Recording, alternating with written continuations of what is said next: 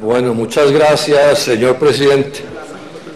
Empiezo por señalar que me llamó mucho la atención la intervención del senador Roy Barreras. No porque esté en desacuerdo, a pesar de que entiendo que había firmado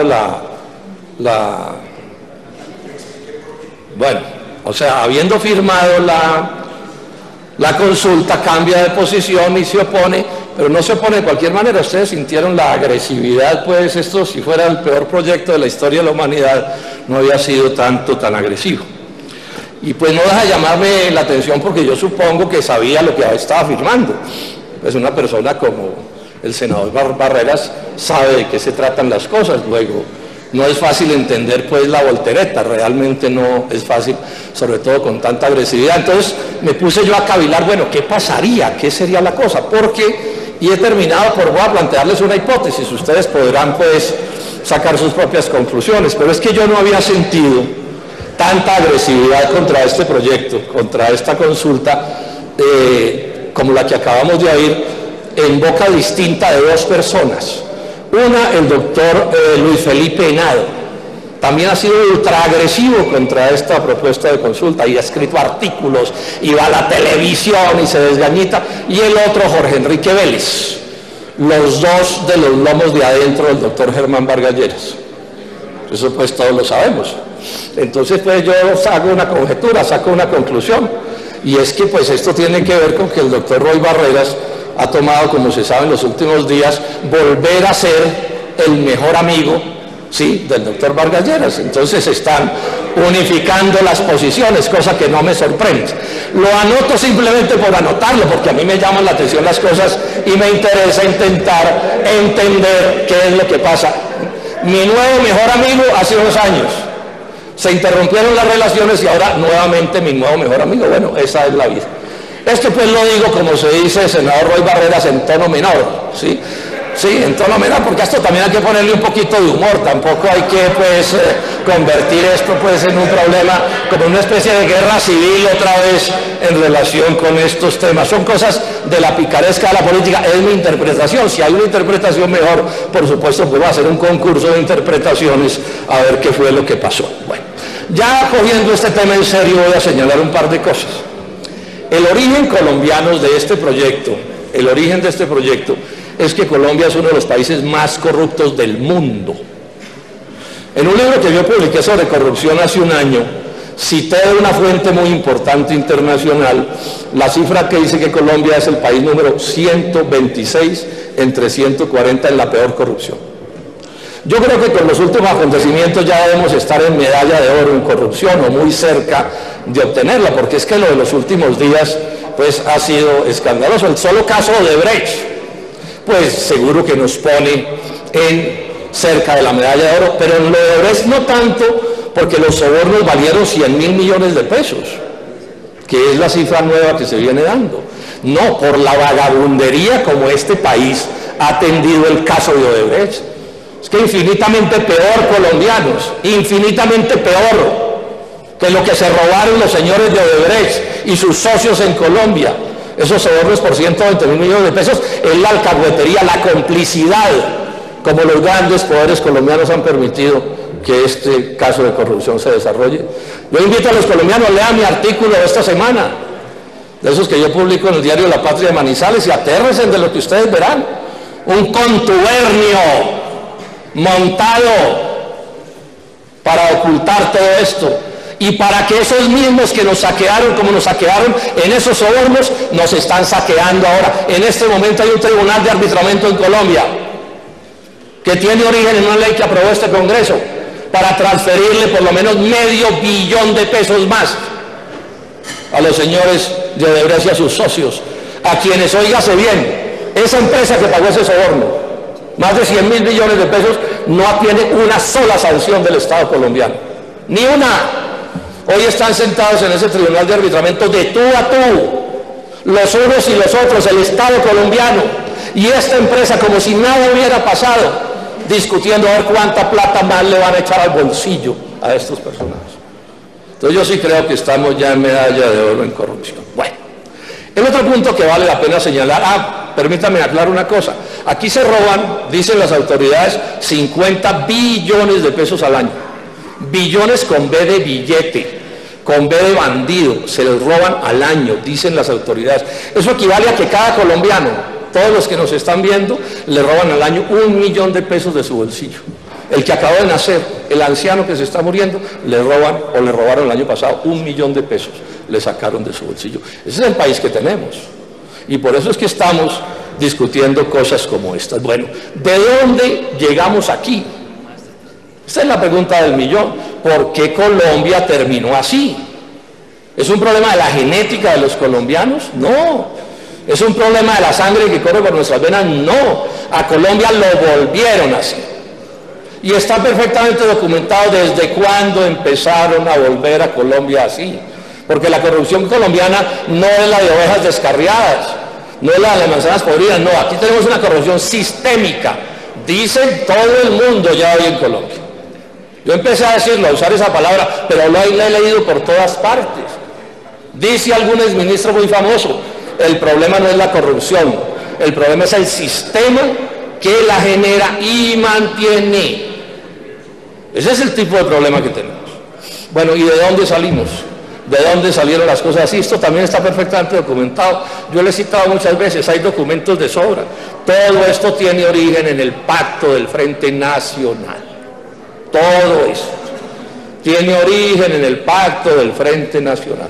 Pacto que incluyó la autorización a la élite política, la autorización para ganar las elecciones con clientelismo, era la palabra que se usaba en esos días. Hoy la llamamos mermelada, o cupos indicativos, o bueno, tantos nombres que ha tenido esa manera de hacer las cosas. Desde esos días viene ese fenómeno, que se traduce en ¿qué, colombianos? El uso del poder del Estado, de los recursos públicos para hacer política, incluidos por supuesto los puestos, pero preferentemente los contratos. Esto está, repito, documentado. Yo he citado a varios exministros de Estado o actuales ministros que conocen el monstruo por dentro y lo han explicado y todos sabemos que es así. O sea, aquí el factor determinante para el triunfo político electoral en Colombia es el régimen político, es el sistema electoral que se ha pervertido tanto que miren ustedes lo que termina sucediendo, colombianos. Ese sistema electoral, ese del clientelismo, de la corrupción, de los cupos indicativos, de la mermelada, es un sistema diseñado para poder gobernar de la peor manera y ganar las elecciones. Ese es el secreto. Pueden destruir el agro y la gente del agro vota por ellos. Pueden dejar a la gente desempleada y los desempleados votan por ellos. Pueden dejar a la gente sin salud y los médicos y las enfermeras votan por ellos. Pueden acabar con el sistema educativo y los profesores y los estudiantes votan por ellos. Ese es el gran truco. Un truco montado sobre esta idea que es muy grave. Es el truco de, mediante estas prácticas vitandas, lograr separar la suerte personal de la suerte de la nación. Entonces en Colombia tenemos una élite que se puede parecer a la élite norteamericana o europea, pero tenemos un pueblo que no parece gringo o de Europa, sino que parece africano. Esa es la historia en la que estamos. Y esta es la gravedad de lo que está sucediendo. Y por eso tenemos un capitalismo subdesarrollado, enclenque, mediocre, que avergüenza. Mientras que unos cuantos sí posan, no, actúan como magnates, porque efectivamente lo son. Bueno, y esto es lo que se ha venido reproduciendo a lo largo de los años. Todos los gobiernos que Colombia han sido tienen el mismo origen. El 100% de los presidentes de Colombia y los ministros de Colombia tienen origen en este tipo de políticas y en esta determinada manera de hacer las cosas. Y el 99.999% de los alcaldes y gobernadores. Cuando partidos como el Polo o como los Verdes nacimos en Colombia, llevaban casi medio siglo en estas.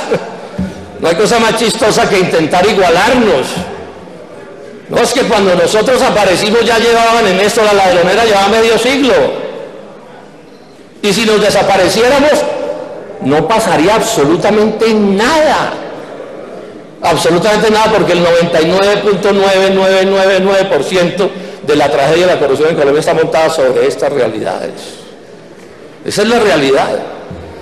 Y en esto, por acción o por omisión, las responsabilidades políticas son conocidas. Por acción o por omisión, yo soy muy amable. en mis cosas, entonces por eso abro la posibilidad de que sea por acción o por omisión.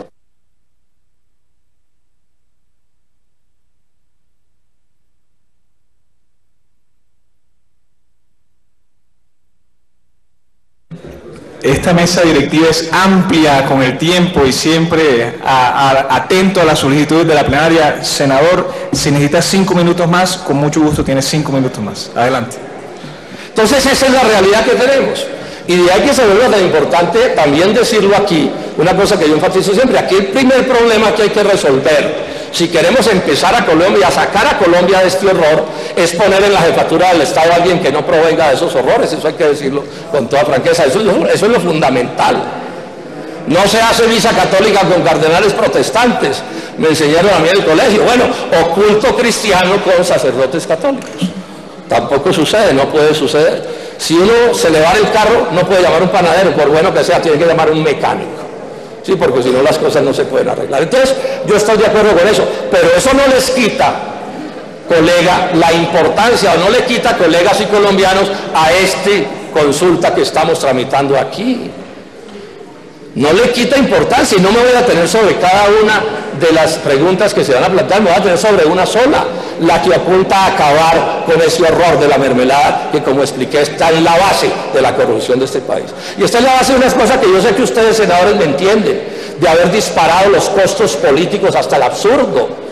O sea, en Colombia hacer las cosas correctamente, con poca plata, es prácticamente imposible o dificilísimo. Hay un sistema perverso que los arrasa a muchos de ustedes, inclusive, que ya no aguantan la competencia por plata en esto, porque claro, a esos recursos del Estado hay que sumarles los recursos de la mafia, los recursos de las empresas privadas corruptas, etcétera, etcétera, y esto se volvió una competencia por plata.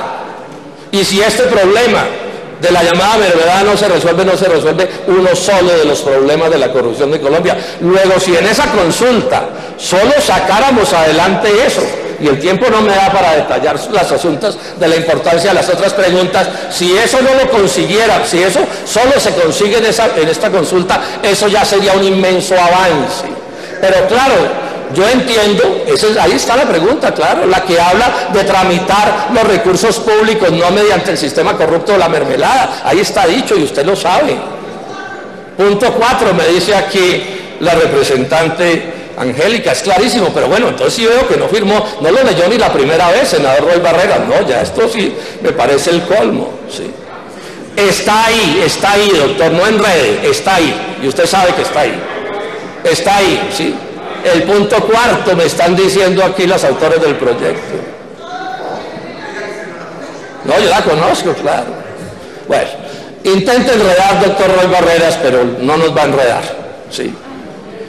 O sea, todos sabemos que aquí hay una determinada manera de tramitar los cupos indicativos. ¿En qué consiste la manera? Expliquémoslo a los colombianos para que quede más claro. Y esto es de lo más perverso.